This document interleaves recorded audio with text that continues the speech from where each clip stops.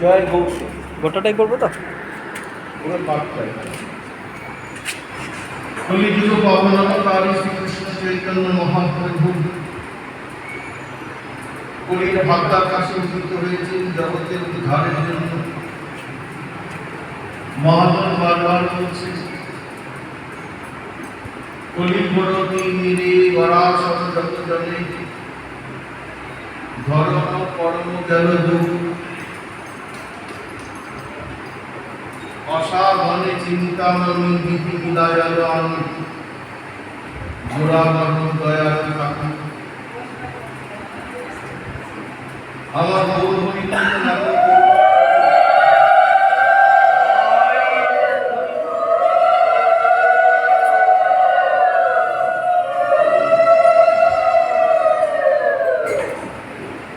আর প্রেমের ঠাকুর দেখা যায় এমন ভগবান আর কোনোদিনও হয়নি, আর হবার না। এই জন্য মহাজন বলছেন, এমন গৌরাঙ্গ দিনে নাকিয়া কেন অবতার হবে, কি হয়েছে কেন প্রেমে পরচা, দূরবর্তী অতি পতিত পাশন্দি প্রাণীরা মানিত পারে, হরি নাম দিয়া হৃদয় সুস্থিত যাচিয়া ঘরে ঘরে। ভববৃত্তি বাঞ্ছিত যে প্রেম জগতে ফেলিল ঢালি, কাঙালে পাইয়ে খাইয়ে নাচিয়ে বাজাইয়া করবা, হাসিয়ে কাঁদিয়ে প্রেমে করা করি পুলকে ব্যাপিল অঙ্গ, চণ্ডালে ব্রহ্মপুরে করে গোলাপি, কবে পাচ্ছিল দিল হাঁকিয়ে ডাকিয়ে কোনো করতালে গাইয়ে ভাই দেখিয়ে সমন তরাস পাইল কপাট ভাঙিল, এদিন ভুবন আনন্দে ভরিল উঠিল মঙ্গল শোক, কহে প্রেমানন্দে এমন গৌরাঙ্গী রহিলা জন্মিল, এমন সোনার গৌর কলিযুগের মানুষের উদ্ধারের জন্য অবতীর্ণ হলেন। এই জন্য আমার গৌরকে বলা হলো পতিত পাবন গৌর। কেউ পাচ্ছে শুধু এমন গৌরকে সব ছেড়ে একবার বাহু মিলে হাত গৌরীর চরণ কাজ দেখবে সব ঠিক। যার প্রতি গৌরাঙ্গের কৃপা হয় না, তার কোনো কিছু অভাব হয়। আমাদের ধন সম্পদের প্রয়োজন আছে। ধন সম্পদ গৌরাঙ্গের দুটি পদল, যার ধন সম্পদ। এই গৌরাঙ্গের চরণ যদি কারো ধন সম্পদ হয়ে থাকে না, তাকে আর পেছন ফিরে তাকাতে হবে না, সে শুধু জীবনে এগিয়ে যাবে, এগিয়ে যাবে। বড় সত্য কথা, বড়। আর একটা কথা মনে রাখবে, বাসুদেব ঘোষ কহে করিজোর হাত, যেই লোক সেই কৃষ্ণ সেই জগন্নাথ। যিনি আমার জগন্নাথ দেব, যিনি আমার শ্রীকৃষ্ণ, যিনি আমার গৌরাঙ্গ সুন্দর, কোনো ভেদ নেই। চৈতন্য ভাগবতে স্বয়ং মহাপ্রভু শ্রীবাস বলে শ্রীবাস যিনি নৃসিংহদেব, তিনি আমার প্রমাণ দিয়েছেন এবং নৃসিংহদেবের আসলে দেখিয়ে দিলেন আমি সাক্ষাৎ নৃসিংহ। অতএব কেউ যদি গৌরাঙ্গের অভিষেক করে নৃসিংহ চতুর্দশীতে, তারপর নৃসিংহদেব অভিষেক হবে। কেউ যদি রামনবমীতে গৌরাঙ্গের অভিষেক করে, তাতেও রামচন্দ্রের অভিষেক হবে। কারণ পরিষ্কার করলেন, রাম আদি অবতারে ক্রোধে নানা অস্ত্র ধরে ওষুধে করিলে সংহার, এবে অস্ত্র না ধরিলে প্রাণে কালে না মারিলে চিত্ত শুদ্ধি করিলে সবার। আমাদের মহাপ্রভু পরিষ্কার দেবকী নন্দন, এই দেবকী নন্দন যে ঘটনা ঘটেছিল, দেবকী নন্দন দাস মহাপ্রভুর আমল, যার পূর্বে নাম ছিল চাপাল গোপাল। এই চাপাল গোপাল মহাপ্রভুর কৃপাতে পরবর্তীকালে পরিবর্তন হয়ে তার নাম হয় দেবকীনন্দন দাস। তিনি তখন বললেন, যিনি রাম তিনি কৃষ্ণ, তিনি আমার গৌরাঙ্গ।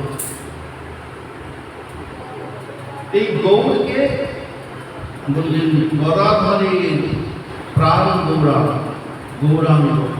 গদাধরের প্রাণ হচ্ছে আমার গদাধর পণ্ডিত আমার গৌর ছাড়া কিছু বুঝতেন না, আর মহাপ্রভু গৌর ছাড়া কিছু জানতেন না।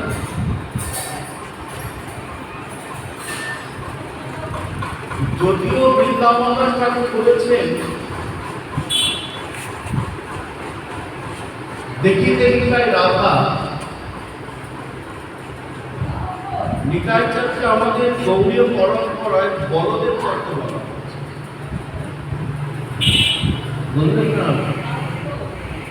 ওই নন্দের নন্দন যেই শশীসূত হইল সেই বলরাম হইল। কিন্তু মহাপ্রভু যখন কোন রাধা ভাবে আস্বাদনের ইচ্ছা হতো, তখন তিনি গদাধরকে পাঠান, বামে ছিল গদাধর। নিতাই চাঁদ তবুও দক্ষিণে আছে, তাই না? দক্ষিণে নিতাই, অদ্বৈত, গৌর, গদাধর শিবা, তাই না? কিন্তু বামে যদিও অতি পুরো নিত্যানন্দ এই অবতার, পুরোতত্ত্ব নিতাই চাঁদ, বিচারের ক্ষমতার কারণ নেই, তথাপি বামে প্রিয় গদাধর। গদাধর সবসময় গৌরাঙ্গের বামে আছে, দেখবে সর্বদা গদাধরের প্রাণ আমার গোরা। একমাত্র মহাপ্রভুর পরিকল্পনার পার্শ্বস্থল সব গৌরাঙ্গের মন প্রাণ সমর্থন। তথাপি গৌরে সর্বস্তরের সেবায় যিনি পরিপাটি এবং পঞ্চতত্ত্বের এক তত্ত্ব তৎশক্তি গদাধর। খুব ভালো করে তোমরা খেয়াল করে দেখবে, দোল লীলা বলো, ঝুলন লীলা বলো, গৌরাঙ্গের যত লীলা করো কীর্তনে গাও, ঝুলন লীলা হয়। আমরা রাধা গোবিন্দের ঝুলন লীলা হওয়ার আগে গৌরাঙ্গের ঝুলন লীলা হয়, দেখবে সারা মন্দিরে।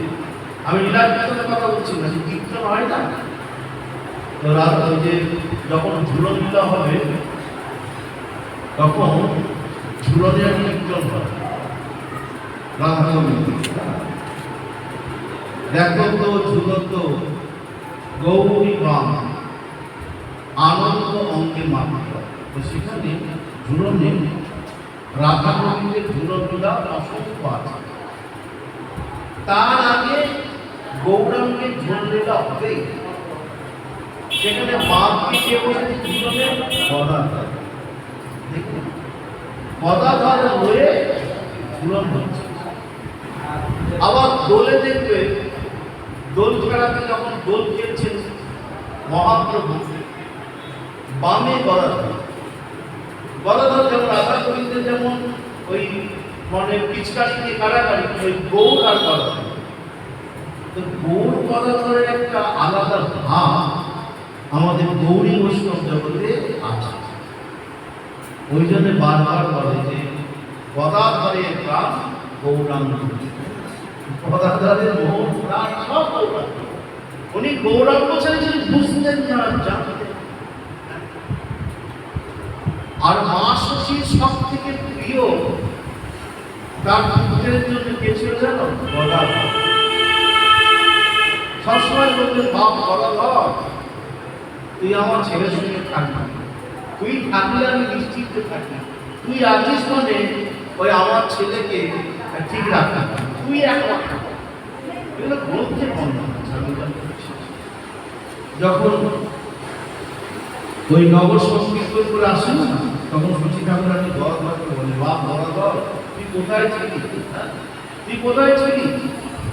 সবসময় গদাধর আর গদাধর তিনি থাকতেন গৌরাঙ্গের সঙ্গে, গৌরাঙ্গের মানে মহাপ্রভুর মায়ের খুব আনন্দ। এখানে একজন বলেছেন চৈতন্য ভাগবতে,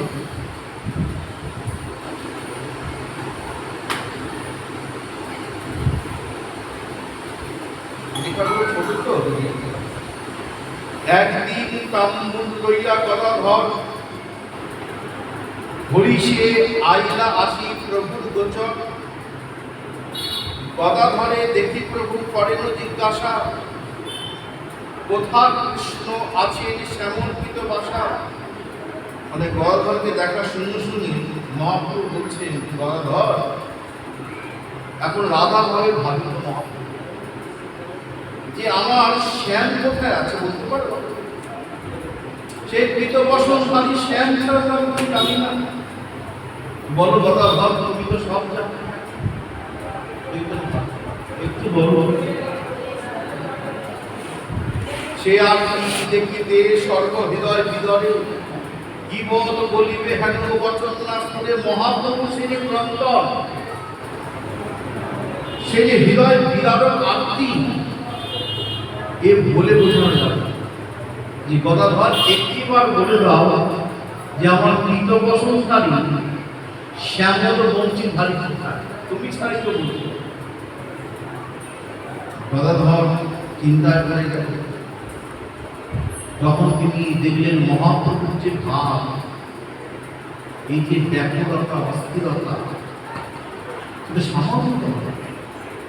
আর গদাধর খুব সুচতুর বুদ্ধির দ্বারা মহাপ্রভুকে সুন্দরভাবে তিনি মেনটেন।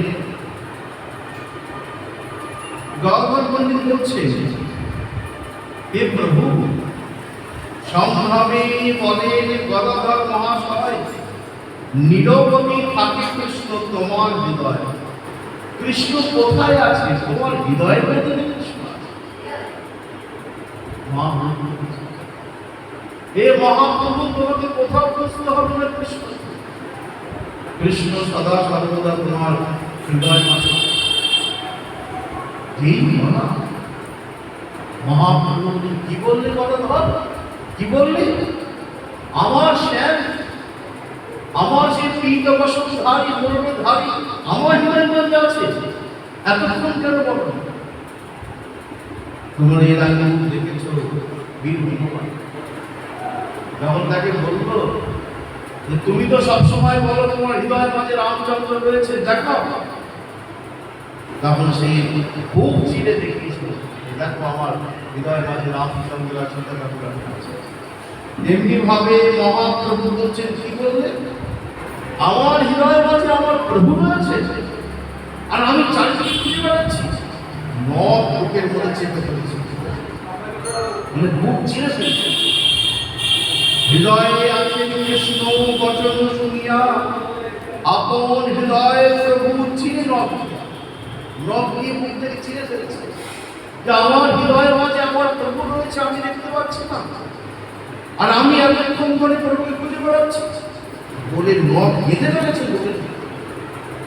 ভাবতে পারো কোন পর্যায়ে? যিনি সাক্ষাৎ কৃষ্ণ, যিনি সাক্ষাৎ ভগবান, যিনি রাধা কৃষ্ণের মিলিত বিগ্রহ, তিনি আপনি আচরণ করবেন। দেখো কাকে বলে ভক্তি, কাকে বলে কৃষ্ণ অনুরাগ।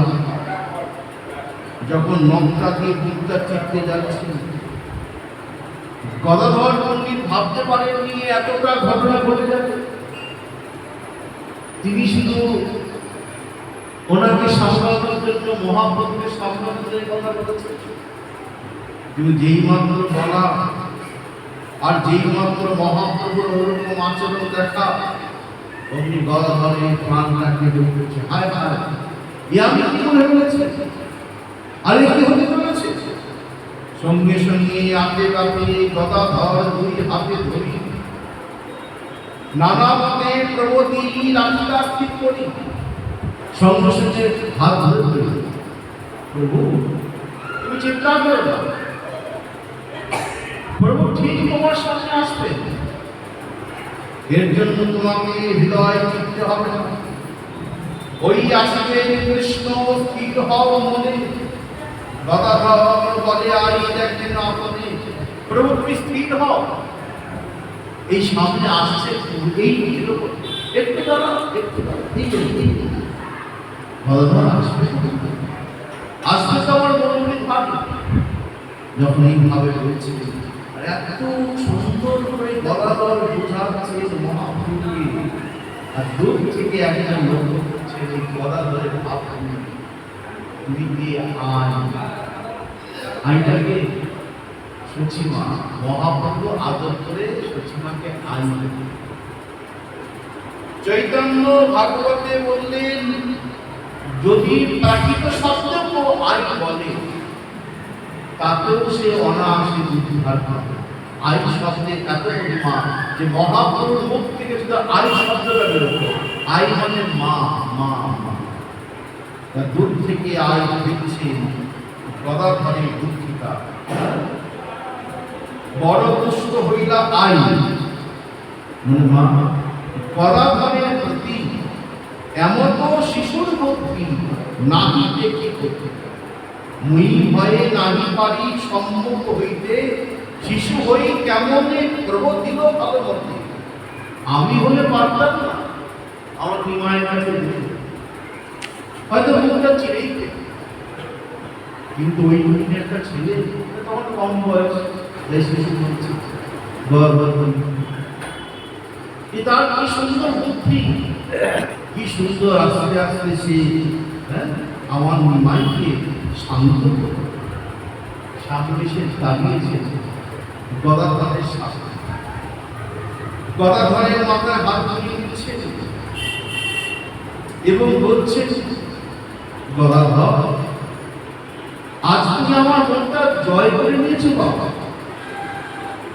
আমার আশীর্বাদ সবসময় তোমার প্রতি পরিচিত থাকবে, আমার একটা কথা তোমাকে রাখতে হবে। গদাধর বলছে, বলো মা কি রাখতে হবে? তখন শচী ঠাকুরানী বলছেন, আই বলে বাপ তুমি সর্বদা থাকিবা, ছাড়িয়া ওহার সঙ্গ কোথা না যায়। বাপ গদাধর কথা দাও যে আমার নিমাইকে ছেড়ে তুমি কখনো কোথাও যাবে না। এই জন্য গদাধর মন্দির কখনো মহাপ্রভু ছেড়ে, যেখানে মহাপ্রভু সেখানেই গদাধর। মা বলেছিলেন তুমি আমার কথা দাও। অদ্ভুত প্রভুর প্রেম যোগ দেখি আর পুত্র জ্ঞান আর মনে কিছু নাই, মনে মনে ভাবছে আমার মা। তার মধ্যে মাঝে মাঝে যে ভাব দেখি, সামান্য মানুষ নিশ্চয়ই বিশেষ কেউ হবে, কারণ সামান্য মানুষের মধ্যে এমন প্রেম, এমন অশ্রু ধারা, এমন নয়নের জলে বক্ষ ভেসে যাওয়া আমি তো আগে কখনো দেখিনি, শুনিনি। মনে ভাবে আর এ পুরুষ নর নহে, মনুষ্যের নয়নে কি এত ধারা হবে? নাহি জানি আসিয়াছে কোন মহাশয়, ভয়ে আই প্রভুর সম্মুখ নাহি হয়। মহাশয় মানে বিশেষ, যেমন ঠাকুর ওই বলেন না নরোত্তম দাস ঠাকুর মহাশয়, এই মহাশয় শব্দ চৈতন্য চরিতামৃতে, চৈতন্য ভাগবতে বিশেষ অর্থে ব্যবহার করা হয়েছে। এমনকি মহাপ্রভুর আবির্ভাবের আগেও বলা হয়েছে যে না জানি কোন আসছে কোন মহাশয়। এটা জগন্নাথ মিশ্র শচী ঠাকুরানীকে বলেছিল যে লক্ষণগুলো দেখা যাচ্ছে, তাতে মনে হচ্ছে কোনো মহাশয় তোমার উদরে আছে। তো মহাশয় শব্দটা বিরাট ব্যাপার, ভগবত বিষয়ের শব্দ। তো সেই গদাধর মন্দির যিনি পঞ্চতত্ত্বের একতা,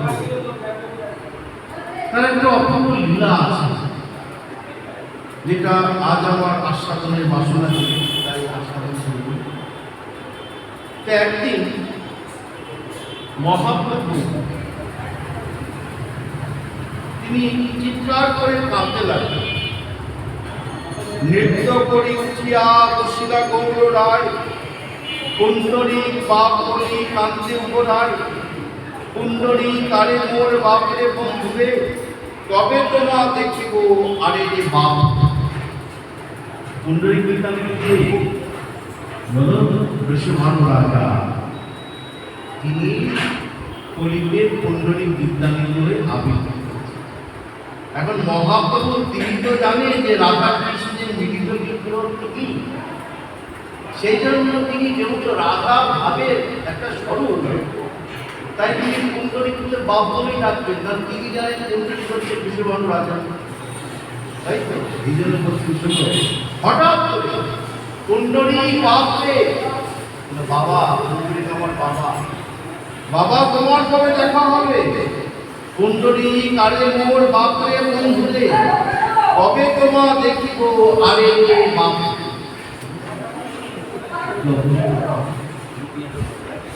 এই কুণ্ডলী বিদ্যানিধি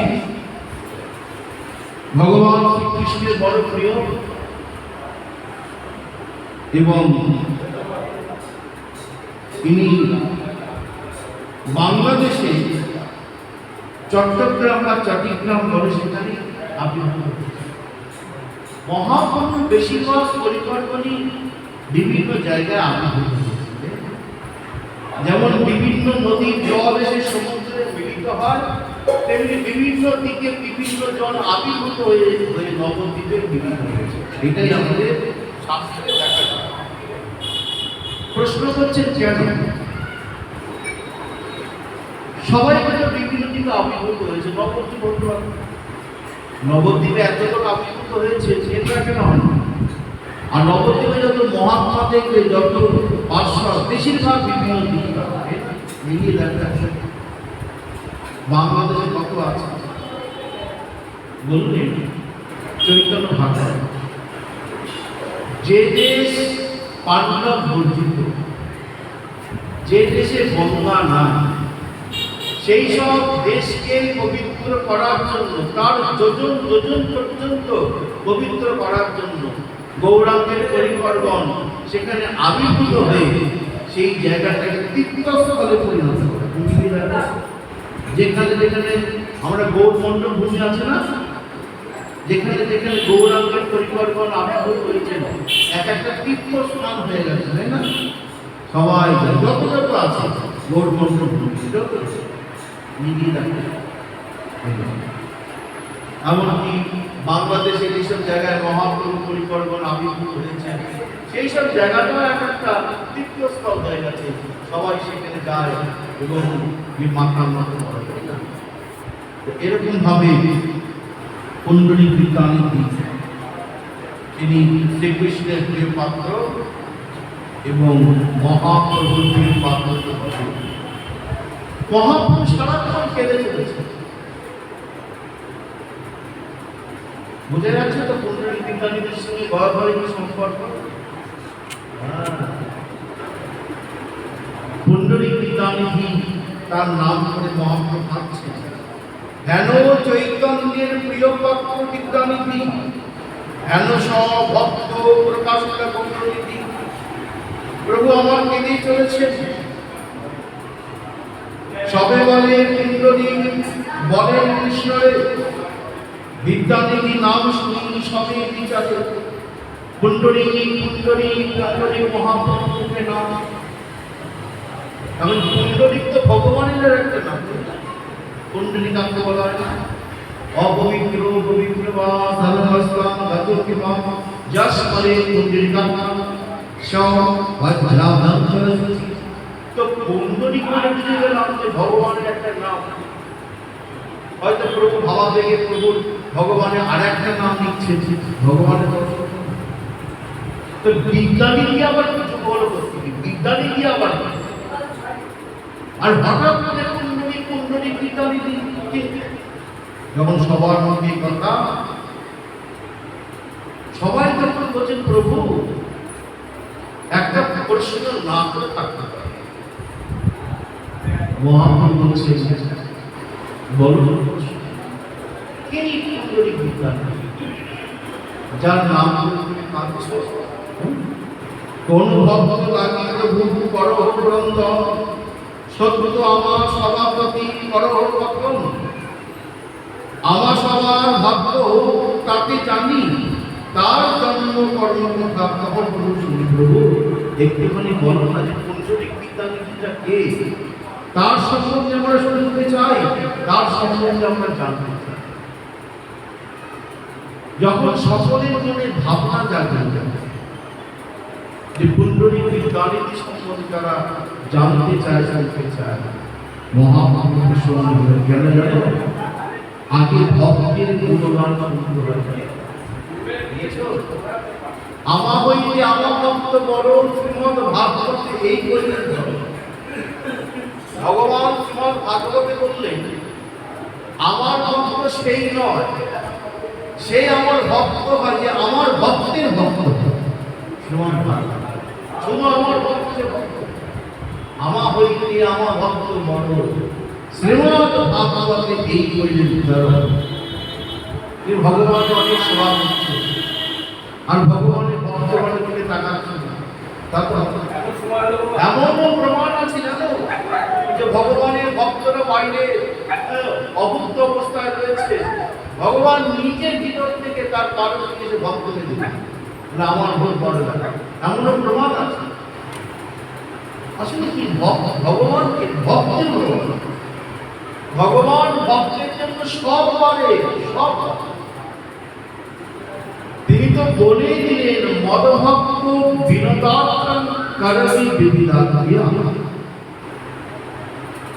এমন ভগবান আমি আমার ভক্তের জন্য পারি না এমন কিছু। সাক্ষী দিয়ে সাক্ষী গোপাল সাক্ষী দিয়েছেন ভক্তের ভগবানের। ক্ষীর চুরি করে ক্ষীর চোরা গোপীনাথ হয়ে গেল। আজও অগ্রদ্বীপের গোবিন্দ বসুর ওই তিনি পিণ্ডদান আজও করে আসছেন। এমন ভগবান দেখেছেন যে পিণ্ডদান করছে। পিণ্ডদান কার হয়? বাবার হয়, তাই না? ভক্তের হয়, ভগবান প্রমাণ করে, তাই তো? ভক্তের লাগে ভগবান। এই জন্যই মা কুন্তী বললেন শোনো, যে বিপদ বিপদ নিয়ে সব আক্রান্ত ভয়ে ভীত, সেই বিপদকে ভয় পেও না। কারণ বিপদ যত আসবে, বিপদ ভঞ্জন মধুসূদনকে তত তাড়াতাড়ি কাছে। কুন্তীকে বলবেন না পিসি বলো তুমি কি চাই, কি চাও বলো। কুন্তী বলছে বাবারে প্রতি পদে পদে বিপদ। বলে কেন পিসি? বলে আমি তো জানি বিপদের সঙ্গী বিপদ ভঞ্জন মধুসূদন সবসময়। যত বিপদ আসবে আর হে বিপদ ভঞ্জন মধুসূদন রক্ষা করে বলে যত ডাকবে, বিপদ দূর হয়ে যাবে। সঙ্গে সঙ্গে বিপদ ভঞ্জন মধুসূদন তারও দেখা ভয় করে ভগবানকে ডাকবে, তাকে আশ্রয় সব কিছু। তো এখানে সেই প্রভুকে যখন সবাই বলছেন প্রভু তুমি ওই পুণ্ডরিক বিদ্যানিধি সম্বন্ধে আমরা কিছু বুঝতে পারছি, তুমি কিছু বল। মহাপ্রভু ভক্তের ভগবান, তিনি আনন্দ হলেন। প্রভু বলে তোমরা সকলে ভাগ্যবান। ভালো করে শুনে যেটা বললাম, প্রভু বলে তোমরা সকলে ভাগ্যবান, শুনিতে হইল ইচ্ছা তাহার আত্মা, তিনি কে ভক্ত। তাই না? মানে গৌরাঙ্গের পরিকর, ভগবানের পরিকর, মানে ভক্ত কথা। ভক্ত গোষ্ঠী সহ চৈতন্য জয় জয়, শুনিলে চৈতন্য মাতার ভক্তিগত হয়। শুধু ভগবান নয়, ভক্ত মহাপ্রভু প্রশংস বলে যে তোমাদের যে আগ্রহ হয়েছে, পুণ্ডরিক বিদ্যানে কিন্তু ভগবান নয়, ভগবান কি ভগবানের পরিকর, নিত্যশুদ্ধ পরিকর। ভগবান তো কৃষ্ণ, ভগবান তো গৌর, এটা তো পরিকর, তার মধ্যে ভক্ত। তাহলে এই জন্য আমাদের বৈষ্ণব সেবা দেওয়া, তাহলে তো ভগবানের সেবা যুক্ত হয়ে যেত। তাহলে আমাদের বৈষ্ণব সেবা কি দরকার? আগামীকাল বৈষ্ণব সেবা হবে, আমাদের না কেন দরকার? ভগবান সেবাতে বৃদ্ধি হচ্ছে। ছাড়িয়া বৈষ্ণব সেবা নিস্তার। শুধু ভগবানের সেবা দিলে ভগবান প্রসন্ন হবে না। ভক্ত সেবা, বৈষ্ণব সেবা যত হবে তত ভগবান প্রসন্ন হবে। আজকে আমার ভগবান কেমন সেজেছেন তুমি বুঝবে কি করে? যখন ভক্তের আহা কি অপূর্ব লাগছে না, আজকে দেখে আমার প্রাণ গোবিন্দ দিকে মুখটা সরানো যাচ্ছে, তখন বুঝবে ভগবান প্রসন্ন হয়েছে যে আজকে আমি খুব প্রসন্ন। ভক্তের মুখে ভগবান ভক্তের মুখে ভগবান প্রসাদ গ্রহণ করেন। তোমার নৈবেদ্য কেমন হয়েছে তুমি বুঝবে কি করে? ভক্তের মুখে। ভক্ত যখন প্রসন্ন হবে তখন বুঝে যাবে ভগবান প্রসন্ন হয়েছে তোমার নিবেদনে, তোমার ভোগ নিবেদন। এইভাবে মহাপ্রভু প্রসন্ন হলেন। বাহ, তোমরা ভক্ত চরিত্র শুনতে চলছো, পরম অদ্ভুত তার সকল চরিত্র, তার নাম শ্রবণেও সংসার করছে। সাধু বৈষ্ণবের কথা শুনলে বললে সংসার পবিত্র হবে। একদিন যুধিষ্ঠিরের গৃহে প্রবেশ করেছে বিদুর। যুধিষ্ঠির বলছেন, কাকু ভেবেছিলাম তীর্থে যাব, আমার আর তীর্থে যাওয়ার প্রয়োজন নাই। তোমার মতন সাধুর চরণ যে মুহূর্তে আমার ঘরে পড়েছে, আমার সকল তীর্থ আমার ঘরে এসে উপস্থিত হয়েছে, আমার আর তীর্থে যাওয়ার দরকার। দর্শনে পবিত্র করো এই তোমার।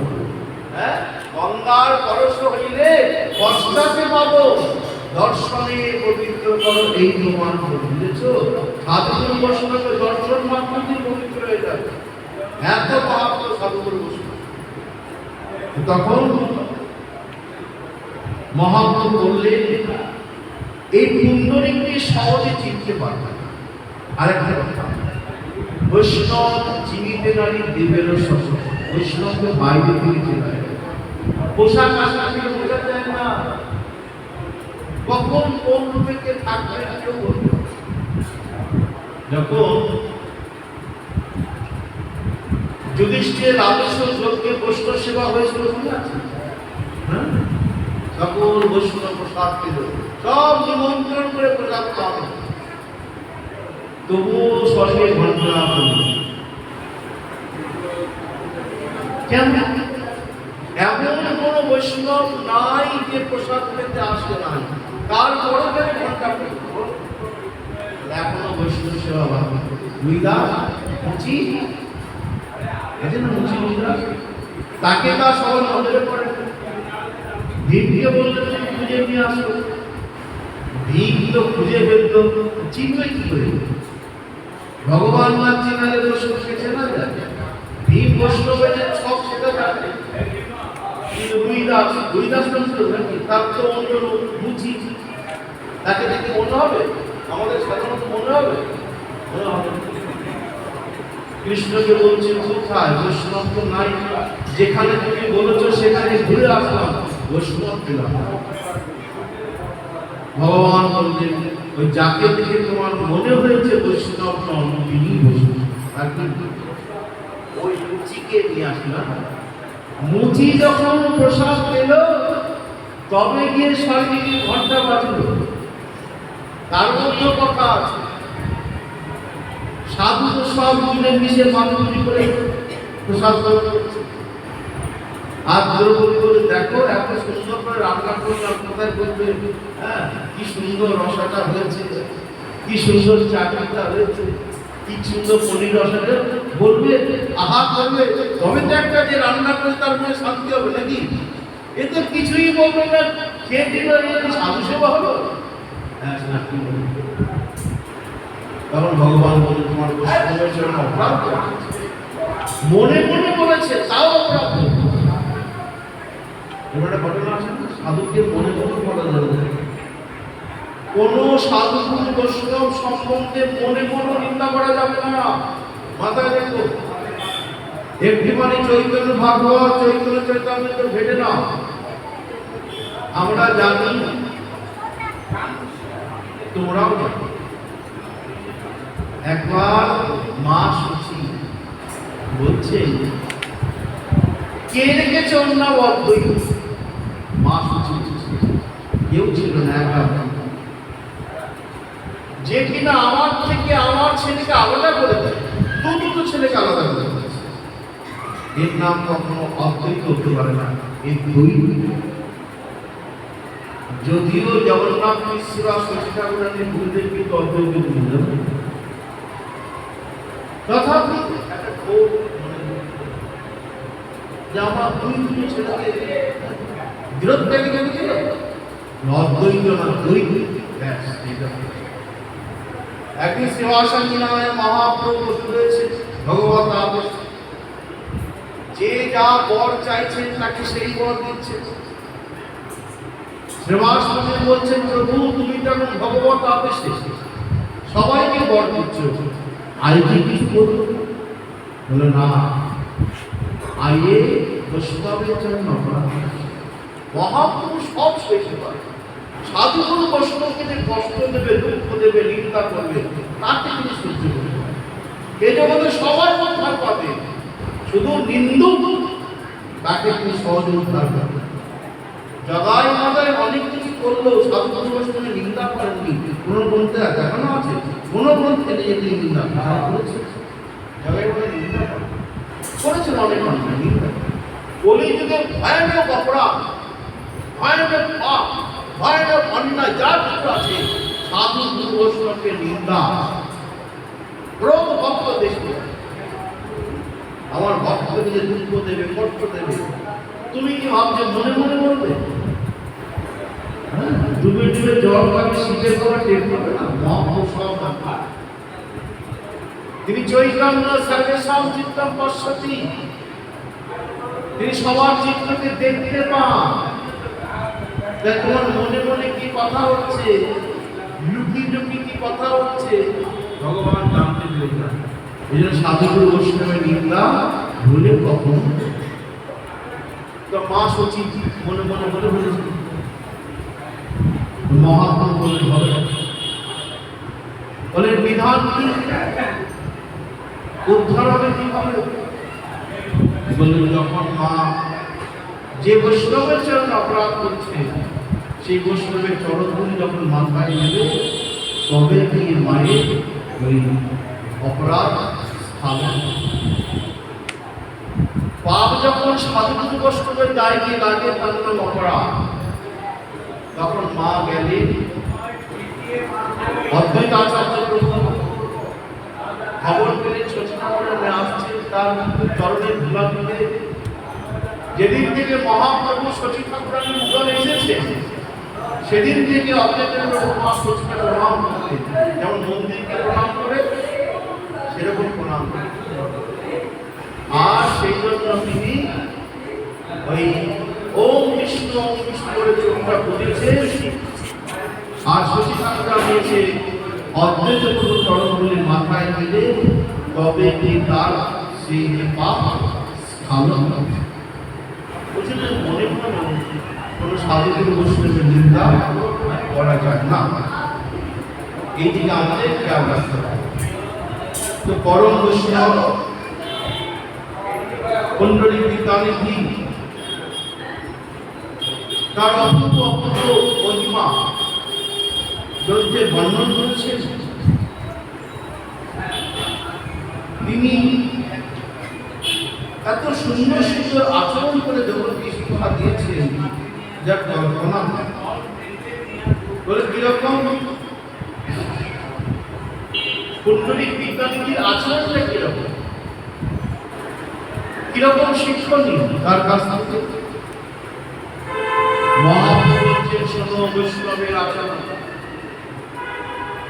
বৈষ্ণবের প্রত্যেকটি আচরণ আমাদের শিক্ষণীয়।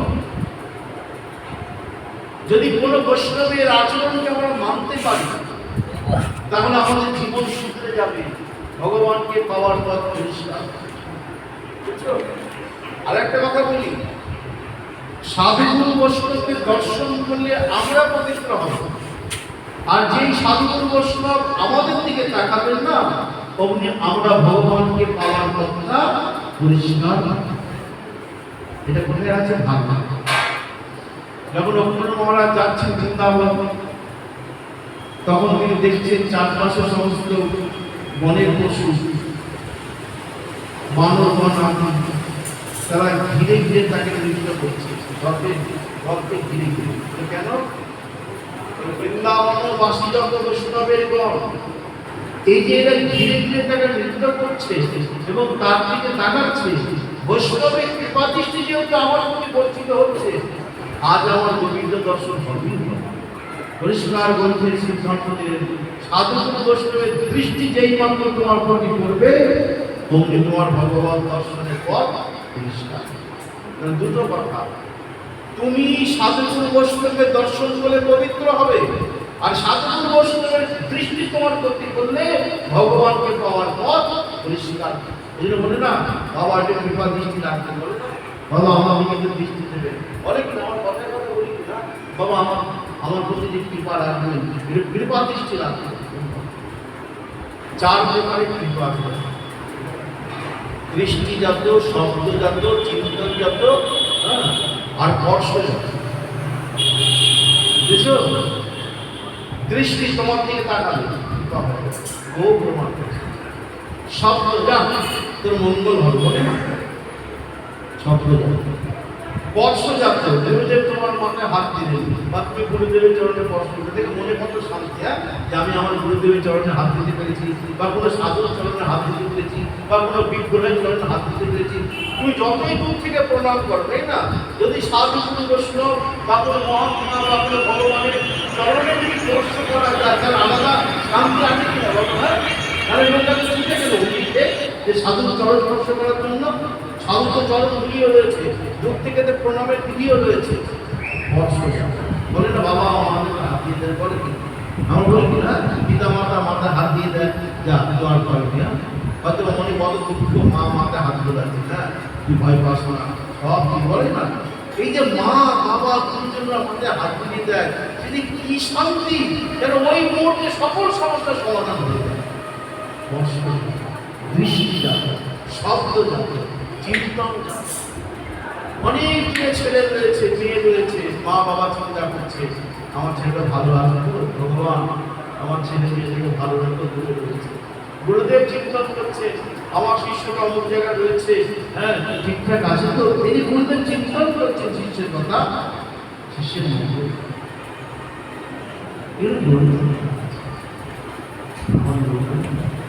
এরকম ভাবে সাধুগুরু বৈষ্ণব বিরাট। ভগবানকে পাওয়ার আগে তোমাকে সাধুগুরু বৈষ্ণবের সম্পাদন করতে হবে, জানো?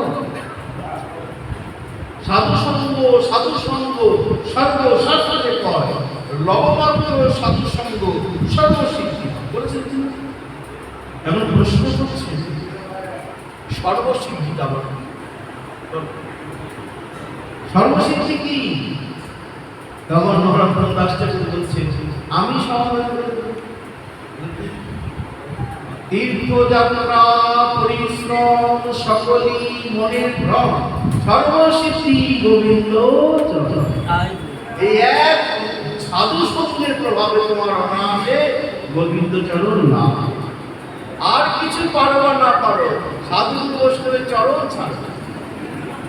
এই প্রমাণ আছে। একটা মনে হচ্ছে যখন বজরা, এটি মনে হচ্ছে যখন নামলো, তোমাদের জানা কথা, সংক্ষেপ কুমিরটা তার পা টেনে নিয়েও গেছে। গজরাজ কোন প্রকারে একটি ফুল নিয়ে জলপদ্ম নিয়ে ভগবানের উদ্দেশ্যে বলছেন, ভগবান আমি কোনোদিনও তোমাকে ডাকি, ডাকবো বলে ভাবিও, তবে শুনেছি কেউ যদি সারা জীবন না ডাকে, বিপদে পড়েও যদি কেউ তোমাকে ডাকে, তুমি তাকে রক্ষা করো। আমি যে পরিবারের জন্য এত কিছু করেছি, আমার যে হস্তিনী, যদি তার দিকে কোনো হাতি তাকাতো, আমি তার দিকে টেনে যেতাম। আর সেই হস্তিনী আমার সমস্ত পরিবার সব আমার ছেড়ে চলে গেল। ভাবলে তো মরবেই। জলের থেকে কুমিরের সাথে লড়াই হয়, ফলে আমরা কেন সময় নষ্ট করবো? দিদার তুমি ছাড়া একমাত্র বন্ধুকে ভগবান। অসময় কি বন্ধু হবে ভগবান। তখন সেই গজরাজ ভগবানকে ডাকলে ভগবান নেমে আসলেন। গরুর দ্রুতগতিতে চলো, আমার ভক্ত বিপদে পড়েছে। গরুর বলছে, প্রভু আমার যত শক্তি আছে আমি সমস্ত শক্তিকে অর্পণ করে আমি এগিয়ে চলেছি, এর বেশি আমার শক্তি নেই। ভগবান বলছেন, দেখতে পাচ্ছেন আমার ভক্তের আর্তনাদ, আমাকে যেতে হবে। তাই তিনি গরুরের পিঠ থেকে ঝাঁপ দিলেন। ওই জলে পড়বেন না স্থলে পড়বেন, আগুনে পড়বেন না কাঁটায় পড়বেন, খেয়াল নেই। ভক্তকে রক্ষা করার জন্য সেই গরুরের পিঠ থেকে ঝাঁপ দিলেন, দিয়ে গজরাজকে আর কুমিরটাকে টেনে হিল করে বাইরে বের করে নিয়ে আসলেন। সুদর্শন চক্র দিয়ে কুমিরের মুখটাকে কেটে দিলেন। গজরাজ এখানে গজরাজের সঙ্গে সঙ্গে কুমিরটাও ভালো করে প্রশ্ন করছেন, আমি না যে ডেকেছে তোমাকে গজরাজ মানে হাতি রাজা, কুমির নয়। কুমির ধরে রেখেছিল গজরাজের পা কামড়ে। হে প্রভু, তুমি গজরাজকে উদ্ধার করতে কুমিরটাকে কেন উদ্ধার করতে? এখানে কিন্তু আমাদের ভগবানকে পাওয়ার পাওয়ার যুক্তি আছে না, যদি বুঝতে পারো। বলে কিরকম? বলে প্রভু দেখো, গজরাজকে তুমি উদ্ধার করলে কুমিরকে কেন উদ্ধার করবে? তখন ভগবান বলছে, কুমির আমাকে রাখলাম, দেখেছি গজরাজ, কিন্তু যে গজরাজ আমাকে ডেকেছিল কুমিরটা তার পা ধরেছিল, তাই না? তাই গজরাজের সঙ্গে সঙ্গে গজরাজের চরম ধরাকারী যে কুমির, আমি তাকে উদ্ধার করলাম। বলে কি বুঝলে? ভগবতী ভজন করতে পারো না পারো, যারা ভজন করে এই সাধু বৈষ্ণবের চরণ ছিল না, তারা যখন যায় রাধে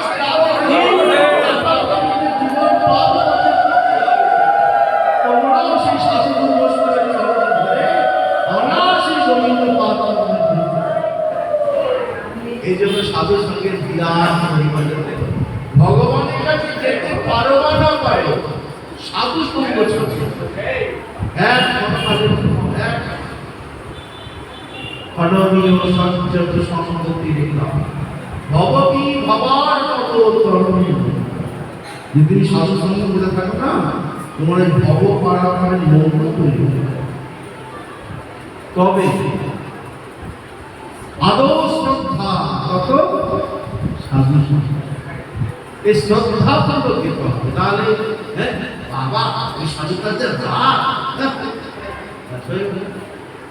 গোলসি ছাড়া হয়, ওই সাধু বাবা ওর কাছে আমি যাবো না। অনেক সাধু দেখেছি, এরকম সাধু আমি দেখিনি।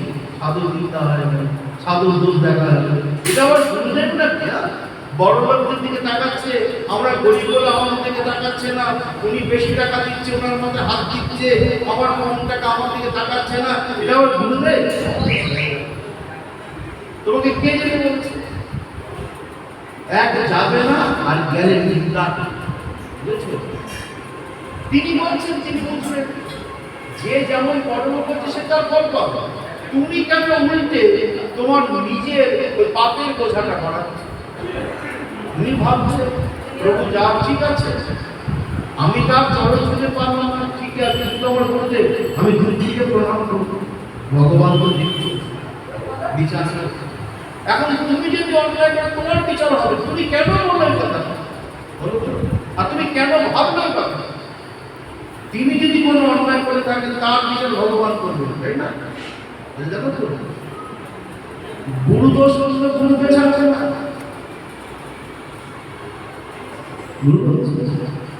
অম্বরীশ রাজা দুর্বাসা মুনি, দুর্বাসা মুনি রাজরানীকে আশীর্বাদ করেছেন, জানো তো? আর সেই দুর্বাসা মুনি যখন আসলেন অম্বরীশ রাজার কাছে, যখন সেই ওই পারণের সময়, দুর্বাসা মুনি এমনি ব্রাহ্মণ জন্ম থেকে এবং ভাগবত করেছে, ব্রাহ্মণ নাম যার নাম গুরু। যাই সেই গুরুতে গেছে, সে বললেন আমি মধ্যাহ্নে প্রসাদ পাবে, স্নান করতে যাচ্ছে, তোমরা জানো। অম্বরীশ রাজার পালনের সময় পার হয়ে যাচ্ছে, অথচ গুরুদেব প্রসাদ পাবেন, ভাগবত দিয়ে তার 25টি প্রসাদ পাবেন। কি করা যায়? তার জন্য দোষ নেই। ব্রাহ্মণগণ বিধান দিলেন দুই দিকে ঠিক রক্ষা পাবে। এক বন্ধু গঙ্গা জল পান করুন, পালনের সময়ও মর্যাদা হবে, আপনার গুরুদেবের যে প্রসাদের তারও মর্যাদা হবে। তার তো কোনো দোষ নেই। ব্রাহ্মণরা বিধান দিয়েছে, ভাগবতের সিদ্ধান্ত অনুসারে তিনি তাই করেছেন। গুরুদেব সব জানতে পেরে গেছেন। মুনি এত বড় সাহস তোমার যে আমি অভুক্ত, আমি গুরু, আমি ব্রাহ্মণ, আমি ঋষি, আমি মুনি, আর তুমি আমাকে অভুক্ত রেখে তুমি জলপান করেছ। আরে জল খাওয়া মানে অন্য খাওয়ার সমান। তিনি তার বিধান দিয়েছেন। কিন্তু অমরেশ রাজার দোষ করেন। তিনি যা করেছেন শাস্ত্রীয় সিদ্ধান্তের পথে চলেছেন, ব্রাহ্মণ বিধান দিয়েছেন, সেই বিধান মতে তিনি চলেছেন। তার দোষ কোথায় হবে? কৃষ্ণ ভক্ত নির্ভীক। কৃষ্ণ ভক্তের দুটো গুণ আছে জানো? কৃষ্ণ ভক্ত নিষ্কামতে শান্তি, আর সব শান্তি। কৃষ্ণ ভক্ত নির্ভীক। খণ্ড খণ্ড হয় যদি যায় ওর প্রাণ, তবুও না ছাড়িব বদনে হরিনাম। নির্ভীক কৃষ্ণ ভক্ত কোনো উপায় নয়। দুর্বাসনের মাথার জলটা খুলে একটা আকৃতি তৈরি করে যাও, তুমি শেষ করছো। তারপর কি হয়?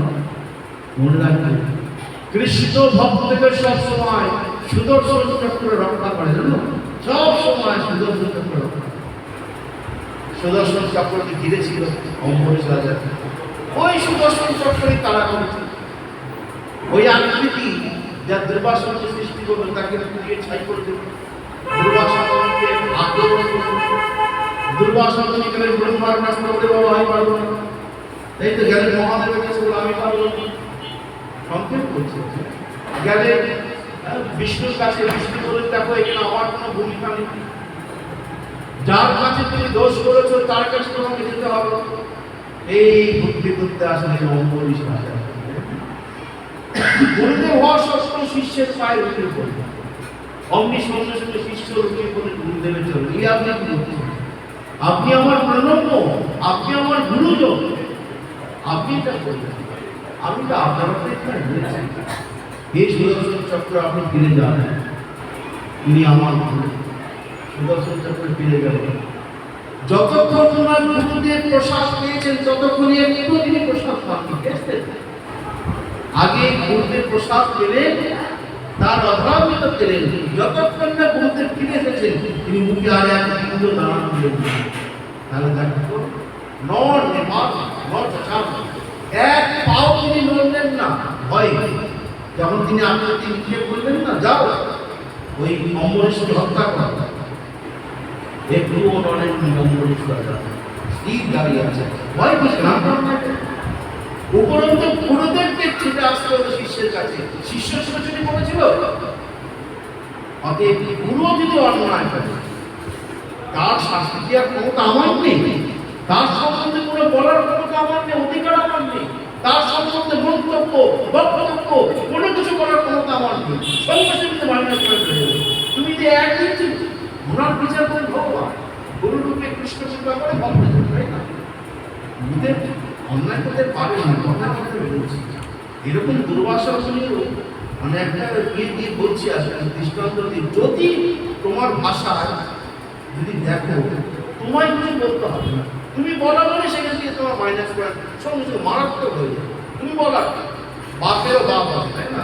তিনি যদি কোনো কিছু করে থাকেন তার বিচার হবে ভগবানের, সেটা কি হবে না হবে তার ব্যাপার। আমি সেখানে কোনো মন্তব্য করতে পারি না, আমি গুরুদেবের বিচার করতে পারি না, আমি গুরুদেবের দোষ দেখতে পারি না। গুরুর বিক্রিয়া করবো না দেখি, তাই না? তিনি যদি কোনো দোষ করে থাকেন সেটা ভগবান। আমরা জানি বলি মহারাজকে বলছেন শুক্রাচার্য যে ভিক্ষা দিল।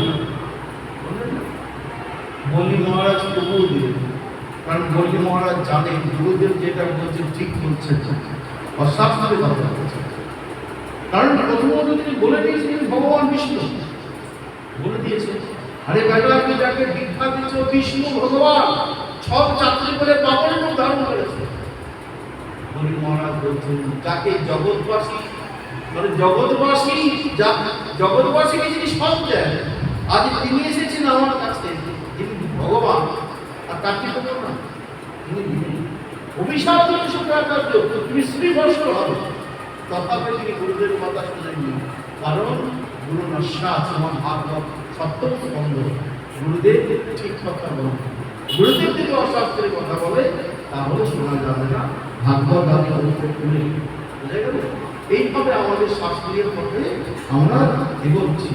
যাই হোক, সাধুগুরু বৈষ্ণব তাদের কোনো দোষ দেখতে ছিল না, বারবার বলছে তিনি যা করছেন করুক, সেই বিচারে আমরা যাব না। আমরা আমাদের মতো শ্রদ্ধাপূর্বক আমাদের সামর্থ্য যা থাকবে আমরা তাকে দিলাম। কথাই বলছি, কোনো সাধু কোনো গুরু বৈষ্ণব তিনি আমাকে তাকালেন কি তাকালেন না, তিনি আমার সঙ্গে কথা বললেন কি বললেন না, সেটা তার ব্যাপার। আমি কি করলাম আমার ব্যাপার, আমি তাকে প্রণাম করব। তিনি পায়ে হাত দিতে না দিলে দেবো না। তিনি আমার দিকে তাকালেন না, তিনি না হয় আমার দিকে নাই বা তাকালেন, আমি তো তার দিকে তাকিয়েছি। হ্যাঁ, বুঝেছো? এখানে থেকে অনেক এগিয়ে গেল। এরপর বাকিরা ভগবান তোমার দিকে তাকালেন কেন জানো? গুরু রূপে কৃষ্ণ কৃপা করে ভক্তজন সব ভগবান দেখছে, সেজন্য তোমার দিকে তুমি ঠিক থাকো, জয় তোমার নিশ্চিত। আর তোমার যদি একটুখানি কোনো ভুল হয়, করা যায়নি সাধু সাধু শোনো পুণ্ডরীকের আচরণ। এই পুণ্ডরীকের আচরণ যদি তোমরা শ্রবণ করতে পারো, মহাপ্রভু বলছেন তোমাদের জীবন ধন্য হয়ে যাবে। কেমন জানো? কৃষ্ণ ভক্তি সিন্ধু মাঝে ভাসে নিরন্তর, অশ্রু কম্প বেষ্টিত করে মন। গঙ্গা স্নান না করে পদস্পর্শ ভয়ে, গঙ্গা দর্শন করে নিশার সময়। আমরা কে না গঙ্গায় স্নান করি বলো? একমাত্র এক জায়গায় ছিলেন তিনি কখনো গঙ্গায় স্নান করতেন না, তিনি পুণ্ডরীক বিদ্যাপীঠ। তিনি কোনোদিনও গঙ্গায় দিনের বেলায় যেতেন না, কোনোদিন। আর তিনি গঙ্গায় স্নান করতেন। তা বলে যে আমরা গঙ্গায় স্নান করবো না তা না, বিধানটা শাস্ত্রে আছে গঙ্গায় স্নান করার কথা। দেখো, রাধাকুণ্ড মানে স্বয়ং রাধারানী, তবু রাধাকুণ্ডে স্নান করতে হয়, এটা বিধান। মা গঙ্গা স্বয়ং গোবিন্দের চরণ থেকে বেরিয়ে গেছে, চরণামিতে পা করলে আমরা রামজি উঠি, আর সেই চরণামিত গঙ্গা চান। এই গঙ্গা শিবের মাথা থেকে বেরিয়ে এসছে, ভেবে দেখো। সেই গঙ্গায় আমরা স্নান করি কিনা বলো? এই গঙ্গায় আমার নিতাই অবস্থান করেছে, সেই গঙ্গায় আমরা স্নান করি। কারণ এটা বিধান, শাস্ত্র, তোমাকে মানতে হবে। কিন্তু পুণ্ডরিক বিদ্যাপতি বলেন না, আমি গঙ্গায় পাবো। বলে কেন? মা গঙ্গা, তিনি বলতেন ইনি মা, তাই মা গঙ্গাকে আমি একটু পা দিয়ে স্পর্শ করবো না। উনি ওই মাথাটাকে নিচু করতেন, পা দুটো উপর রাখতেন, দিয়ে সেই জল মাথায় নিতেন, কিন্তু কখনো গঙ্গার মধ্যে পা।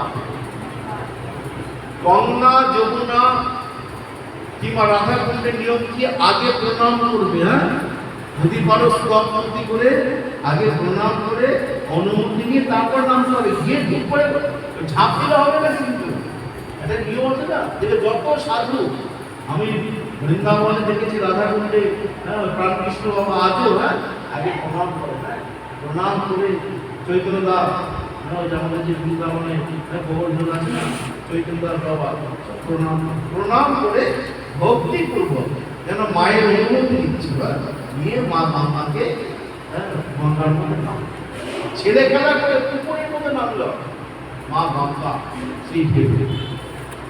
আচ্ছা, তিনি কেন দিনের বেলায় গঙ্গায় যেতেন না বলুন? কখনই তিনি দিনের বেলায়, এই আমাদের জন্য, আমাদের মতন কিছু আছি তাদের জন্য তিনি গঙ্গায় যেতেন না। বলে কিরকম? মহাপ্রভু বলেছেন, বলে শোনো,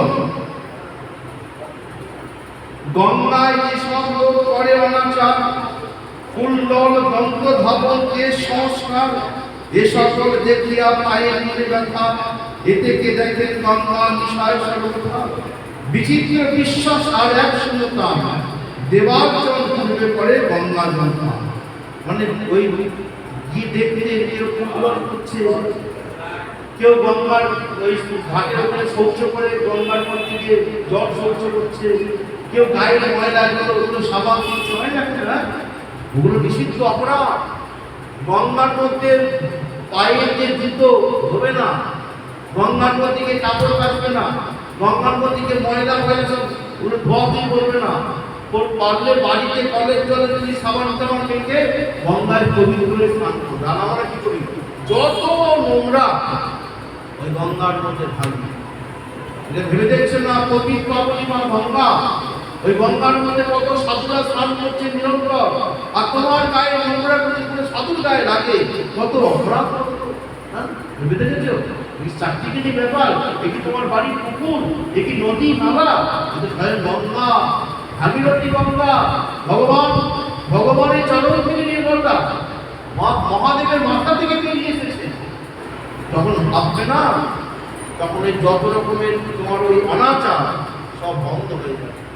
কিন্তু এটা অনেকেই এই নিয়মগুলো মানছে না, কতজনকে বলে বেড়াবে। সেই জন্য তিনি আর দিনের বেলায় গঙ্গায় স্নান করতে যেতেন না, তিনি এদের সঙ্গে। আর কিছু ভেবে দেখেছো, এই গঙ্গার জলে ভগবানের রান্না হয় না, আজও কিন্তু নিয়ম ভগবানের রান্নাটা গঙ্গার জলে। আর সেই গঙ্গার জলে বাড়ির লোকের পায়খানা মলমূত্র, বাড়ির বাচ্চাদের, আমি তো মণিপুর ঘাটে এখন বন্ধ করে দেখতাম, যত রাজ্যে বাচ্চাদের সেই আঁকাগুলো নিয়েছে কাচবে আর জলের মধ্যে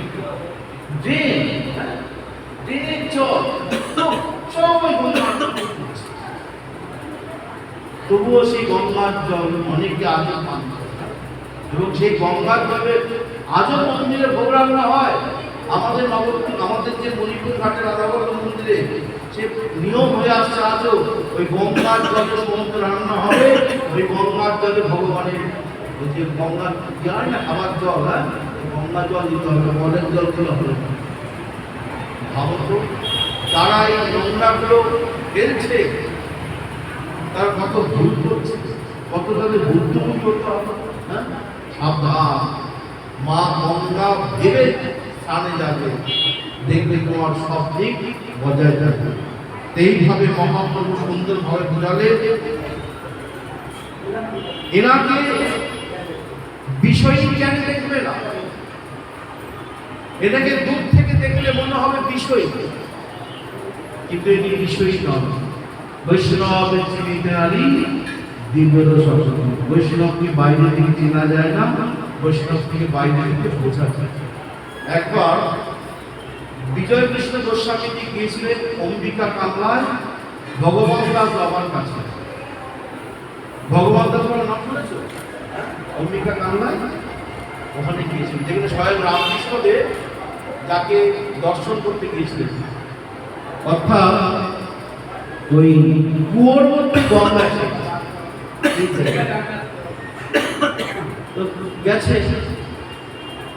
বিজয় কৃষ্ণ গোস্বামীকে প্রণাম করছে, গোসাইকে প্রণাম, ভগবান দাস। বিজয় কৃষ্ণ গোস্বামী হচ্ছেন অদ্বৈত বংশের গোসাই, কিন্তু তখন তিনি ব্রাহ্মণ, অর্থাৎ তিলক আদি মালা টালা নেই। গোসাই আপনি যে আমাকে গোসাই গেলে প্রণাম করছেন, আমি গোসাই টোসাই কিছু নই, আমি ব্রাহ্মণ। আর আমার পোশাক আশাক দেখছেন কোনো গোসাইয়ের চিহ্ন আছে, তাহলে আপনি কেন আমাকে গোসাই করে প্রণাম করছেন? তখন ভগবান জীবনের মধ্যে আছে, ভগবান দাস বাবা বলছেন, গোসাইজি যারা বাইরের লোক তারা বাইরেরটা দেখবে, আর যারা অন্তরের লোক তারা অন্তরেরটা দেখবে। আমি আপনার অন্তরটা দিব্যি দেখতে পাচ্ছি, আপনার গলায় মালা, সেই অপূর্ব বেশ সব আমি দেখতে পাচ্ছি, সেই বইকে সব আমি দেখতে পাচ্ছি, তো কেন আপনাকে আমি গোসাই গেলে দেখবো না? যারা বাইরের লোক তারা বাইরের পোশাক দেখবে, যারা অন্তরের লোক তারা ভিতর। সেই বিজয় কৃষ্ণ গোস্বামী পরবর্তীকালে বড় কত বড় সাধক হয়ে গেল, তাই না? অত সহজ নয়। বৈষ্ণবকে বাইরের পোশাক আশাক দিয়ে চিহ্ন করে বিচার হয় না, পোশাক আশাক দিয়ে বিচার হয় না। বৈষ্ণব আমি চিনা বড় মুশকিল। তথাপি আমাদের বৈষ্ণব জগতে চলতে গেলে মহাপ্রভুর যে নির্দেশিত পথ তাকে ধারণ করতে হবে, তাই না? না হলে তো বৈষ্ণব সমাজ আস্তে আস্তে লুপ্ত হয়ে যাবে। কি বলো? সবাই যদি ভাবে আমি বাইরে পোশাকে থাকবো, তাহলে তো হবে না। ওটা বিশেষ কোনো একজনের মধ্যে দেখা যায়। নচের দাদুর সঙ্গে তিলক, গলায় মালা, এবং যারা ত্যাগী তাদের বহির্বাস, আর যারা গৃহী তাদের ধুতি, এগুলো আমাদের পরম্পরা, এটাকে তো মানতে হবে নাকি?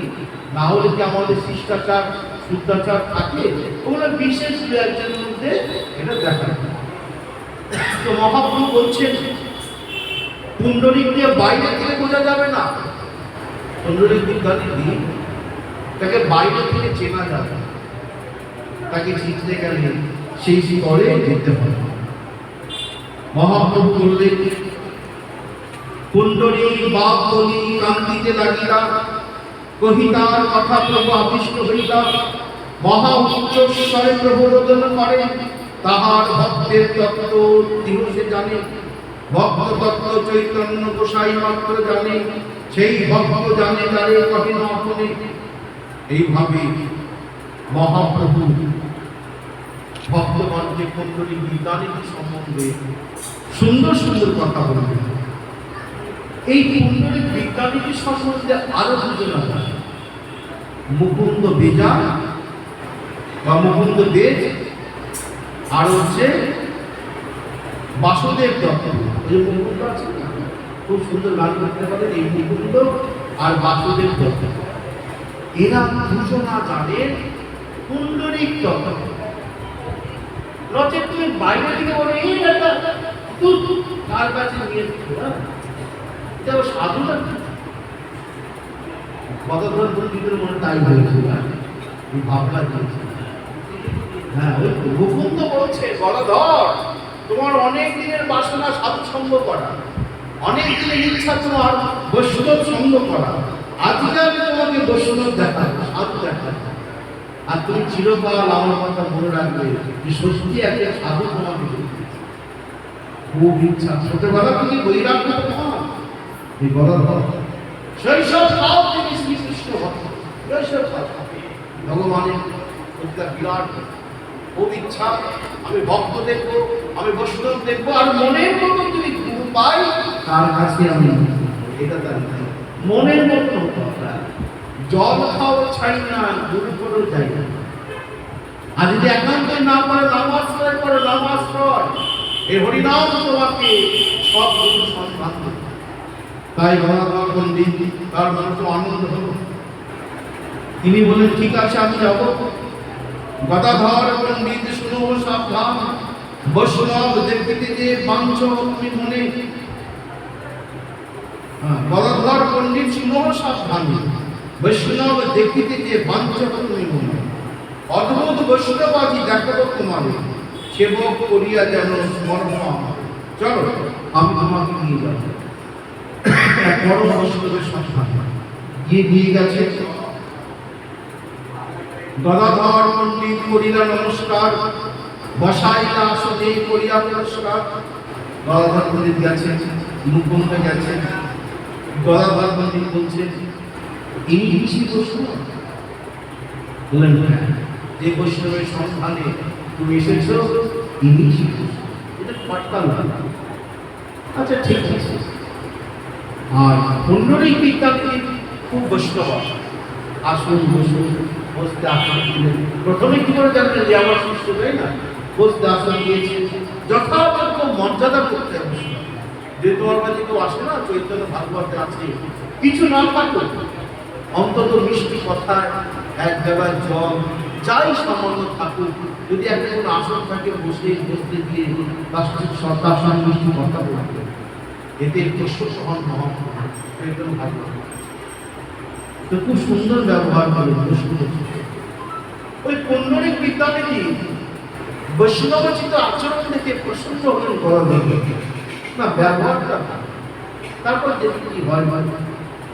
তখন তিনি দেখছেন বিষ্ণু ভক্তি তেজময় দেখি করে আকৃতি প্রকৃতি দুই পরম সুন্দর।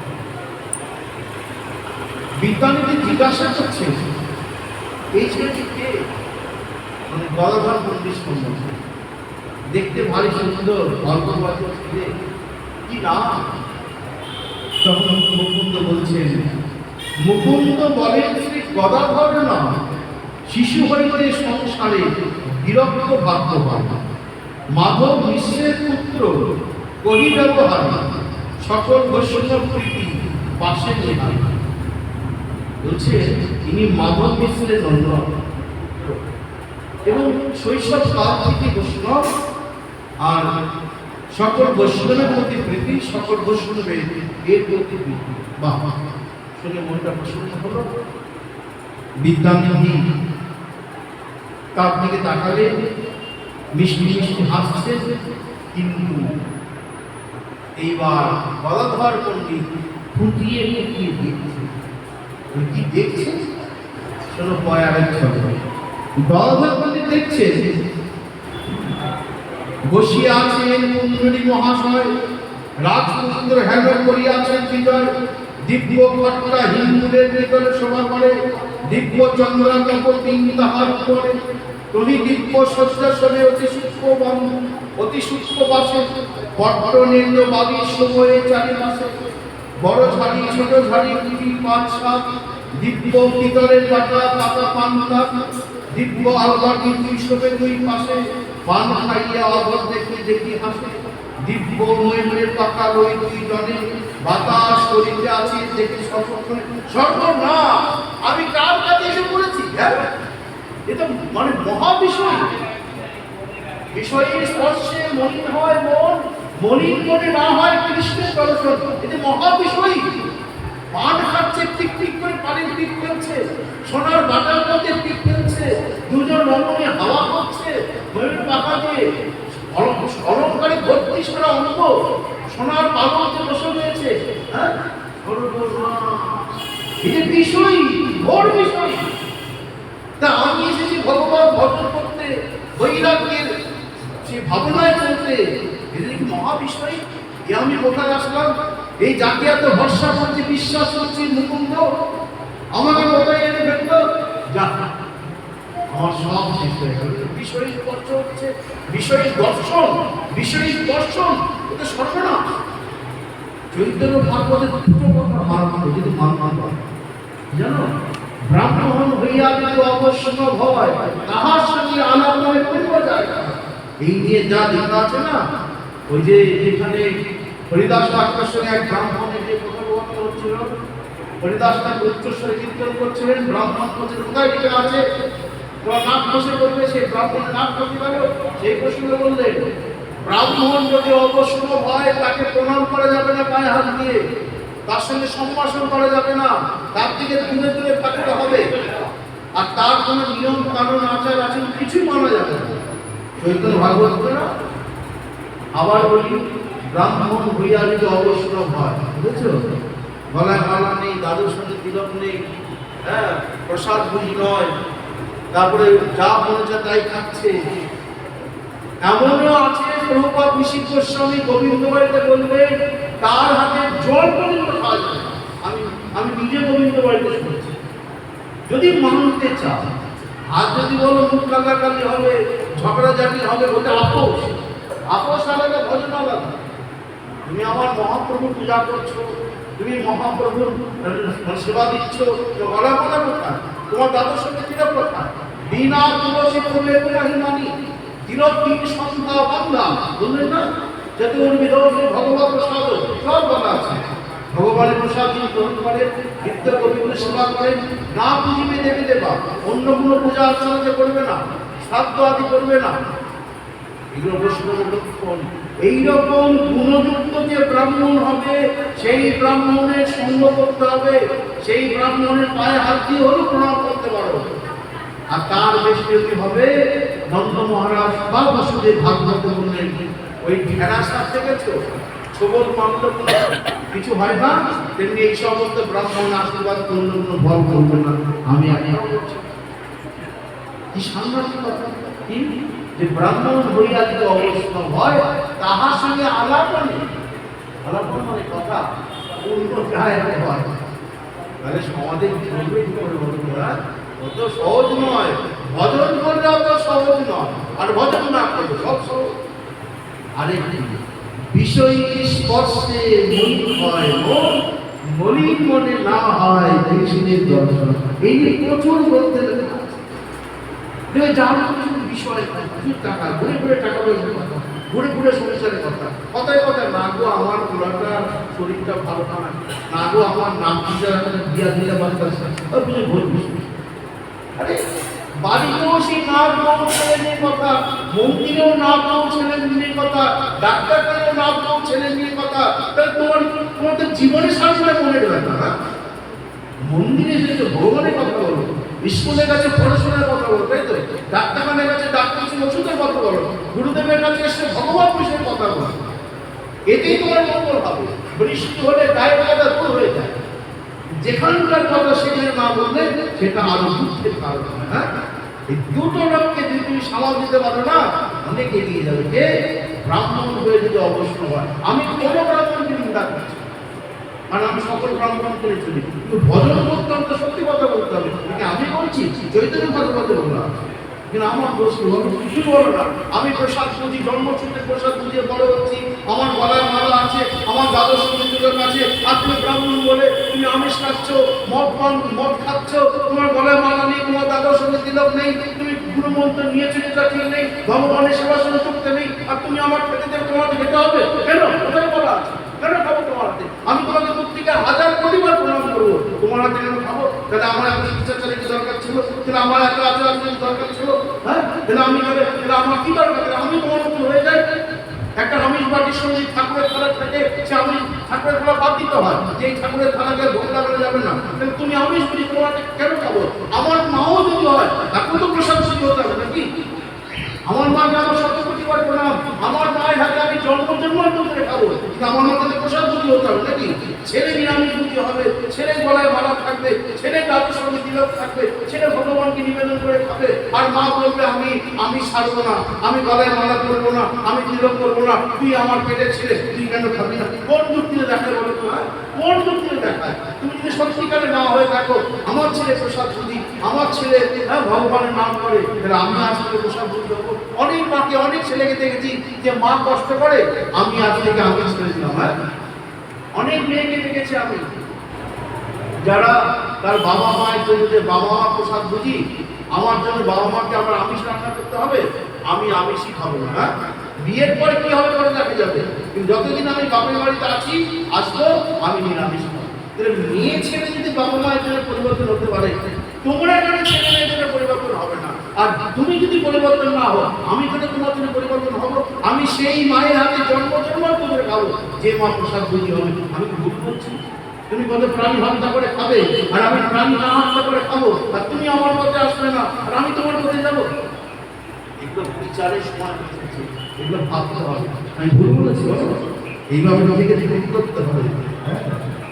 আরেকটা আপোষ আলাদা, সমাজে চলতে গেলে মুখোমুখি দেখা হয়, ওটা আলাদা, ওর সঙ্গে বজন নেই, বজনের করে চলবে, আইন আইনের মধ্যে চলবে, আইন মুখ দিয়ে চলবে না। বলো, তোমার আইন পছন্দ হতে পারে, তোমার আইন পছন্দ না হতে পারে, তুমি ওটা আইন মানবো না, পারবে তোমার ব্যাপার। আইন আইনের মধ্যে চলবে, বজনের কথা বলবে, শাস্ত্রের কথা বলবে, আর পছন্দ পছন্দ হবে না, ব্যক্তিগত ব্যাপার, ঠিক না? নালে ভালো দেখবে না, নালে আইন দেখবে না।